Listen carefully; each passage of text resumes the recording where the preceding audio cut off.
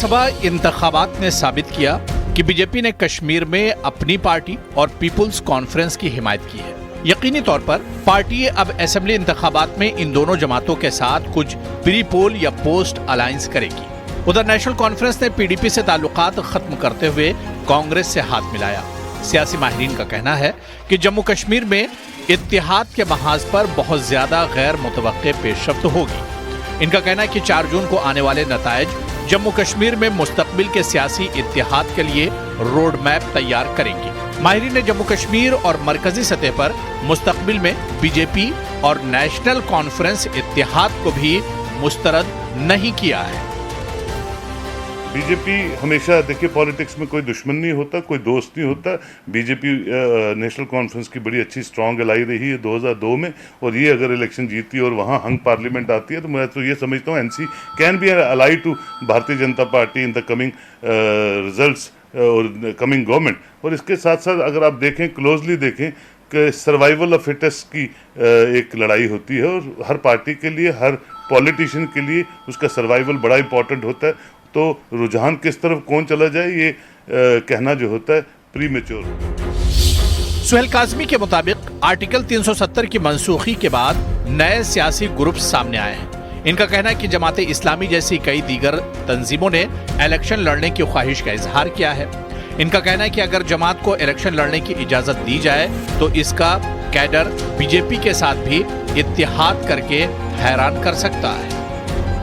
जमाते इस्लामी के जितने लोग भी इलेक्शन जीतेंगे वो पहले पीडीपी को का साथ देते रहे, उससे पहले नेशनल कॉन्फ्रेंस का साथ देते हैं, लेकिन इस रजीम में अगर वो इंडिपेंडेंटली इलेक्शन लड़ते हैं वो सीधा बेनिफिट भारतीय जनता पार्टी को देंगे, जो उनको रिहेबिलिटेट कर रहे हैं, जो इनसे जो पाबंदियां हैं वो हटा रहे हैं। और बाद में वो जब सरकार बनेगी तो हो सकता है वो जमाते इस्लामी के 8-10 लोग जो जीतेंगे वो भारतीय जनता पार्टी को ज्वाइन कर ले, which will be a good sign for the Bharatiya Janata party.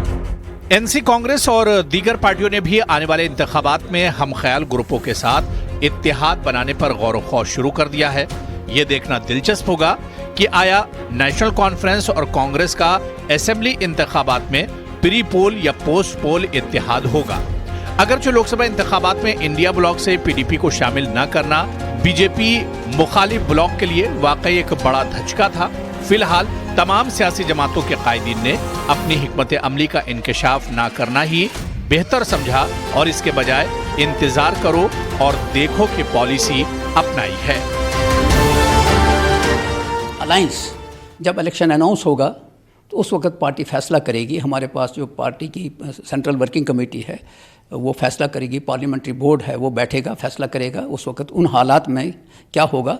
जहाँ तक इंडिया अलायंस का ताल्लुक है, पार्लियामेंट के अंदर जो लड़ाई लड़ी है, जो वोटिंग हो गई है, उसका जवाब लोगों ने दे दिया है। 4 जून को जब रिजल्ट आ जाएंगे उसके बाद इन चीज़ों के ऊपर पार्टी बैठेगी, फैसला करेगी। देखो, अलायंस की जहाँ तक बात है, प्री पोल भी हो सकता है, पोस्ट पोल भी हो सकता है।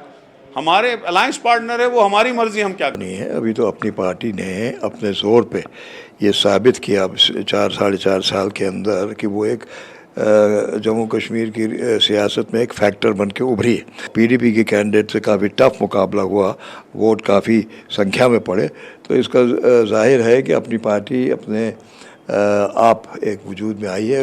अलायंस की बात तो फिर इलेक्शन के दौरान होती है। सियासी माहिरीन का ख्याल है कि असेंबली इंतखाबात में सियासी जमातों के दरमियान सख्त मुकाबला देखने को मिलेगा। अगरचे इंतखाबात में मकामी मसाइल गालिब रहेंगे, मगर कौमी मसाइल और आर्टिकल 370 जैसे मसाइल यकीनी तौर पर लोकसभा इंतखाबात की तरह असेंबली इंतखाबात में हावी रहेंगे।